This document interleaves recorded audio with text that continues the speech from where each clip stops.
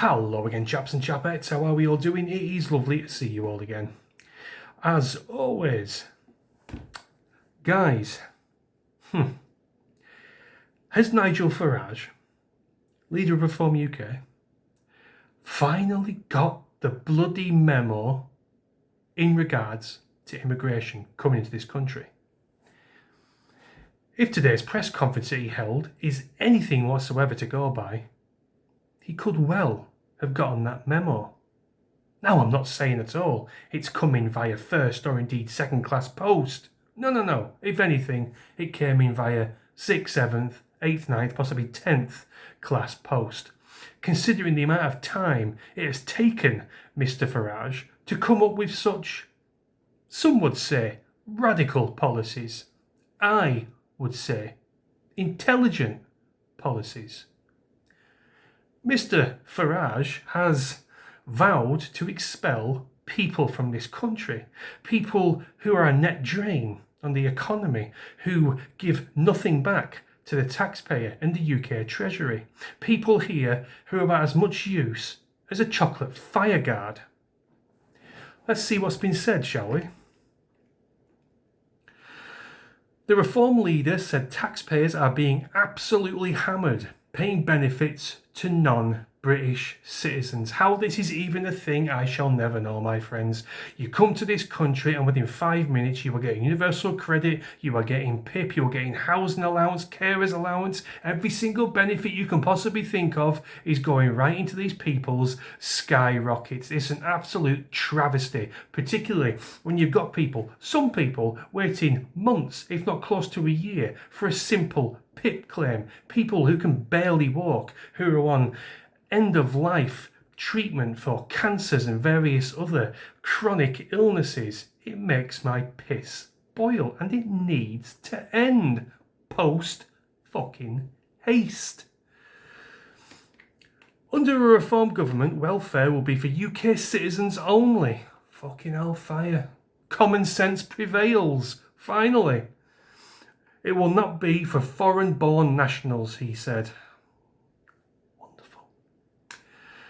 We are not the world's food bank. It is not for us to provide welfare for people coming in from all over the world. How long have we been parroting these fucking words for, my friends? Years upon years upon years. And with each passing year, it's fallen on more and more deaf ears. Why is it taking so long for someone to say something like this? Whether he means it or not, I don't know. We'll get to that at the end. This comes after Mr. Farage promises mass deportations of migrants by abolishing indefinite leave to remain. Reform UK also said it would force those who are already settled, who already have settled status, to reapply with a new, stricter visa. Migrants can currently apply for indefinite leave to remain after 5 years. The proposed rules would force them to renew their visa every 5 years. I don't think, no matter how long you stay in this country for, or how long you overstay your visa, because most of these people do overstay their visas. They come on student visas, work visas for about 5 years or so, and they just stay here indefinitely because they're never going to get found, go into the criminal underworld, keep it stum, all that kind of jazz, and they just stay here anyway. You should be here for 15, 20, 25 years. Fuck it. If you can't trace your lineage back to this country by at least 2 generations, out you go. Just my opinion, of course. Radical, racist, Islamophobic.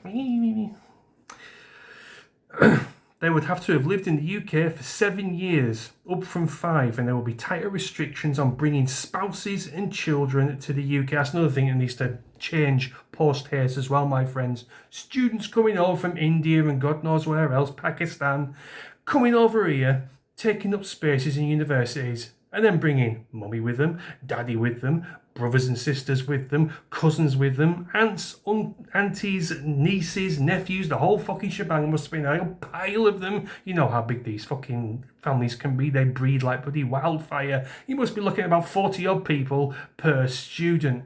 An unsustainable policy which cannot continue also.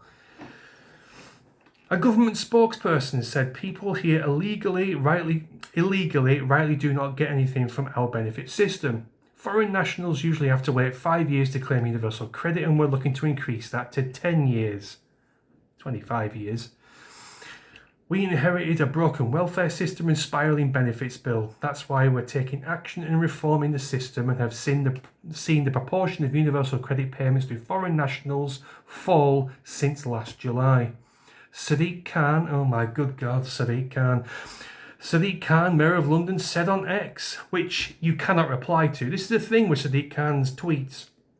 He puts out these inflammatory tweets and these fucking bullshit videos about coming together and all this nonsense. You can't reply to them. This should be banished, my friends. Any sitting politician or someone in a position of power should not be allowed to block replies and ignore what the public has to say. It has to stop. Sadiq Khan was, for all intents and purposes, put into the Mayor of London spot democratically. People voted for him. Ergo, you cannot block replies. People put you there. People have the right to scrutinise you. What do you reckon? Same with Keir Starmer and all the rest of the fucking MPs. You should not be able to block members of the public from replying to your obvious inflammatory bullshit.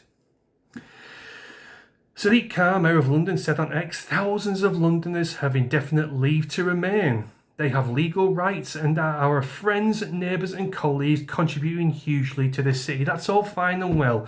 People can come here, contribute to businesses, do the work they're supposed to, and then once they're finished, they can piss off back home. I mean, aren't these growing nations, these third world nations, crying out for talented doctors and talented business people to make their own economies grow? It's only right. We bring them here, we siphon off what we can from them, and discard them like a used Kleenex. Perfect. Threatening to deport people living here and working here legally is unacceptable. No, it's not. It's perfectly acceptable, and it's what the British public want. I'm not going to go on much longer, my friends, because this LBC article goes on forever. Now, this is a very nice sounding article, isn't it? Mass deportations, cutting the benefits bill, all that kind of nice stuff. But is it true? I just don't know. Nigel Farage changes like the fucking wind. It's like a game of whack-a-mole. He pops up. It's a political impossibility to do mass deportations. Bash him back down with a hammer. He pops up again. Oh, we're going to deport up to 60,000. Not enough. Bash him back down. Up he pops up again. We're going to do mass deportations. Hundreds of thousands of people are going to be expelled. Is he going to get bashed down with a hammer again? Who knows? I can't take what this man says very seriously. Ultimately, I probably am going to end up voting for Reform UK, even as a paying member of UKIP. Who else am I going to vote for? I could vote for Nick Tenconi or one of his MPs, or I don't think one of them are sitting in my constituency, but nonetheless, I probably am going to end up voting for Reform UK and Nigel Farage on the fucking hope that he delivers on what he says. We've all been lied to and let down for so many years by so many politicians, by so many fucking prime ministers, so many MPs.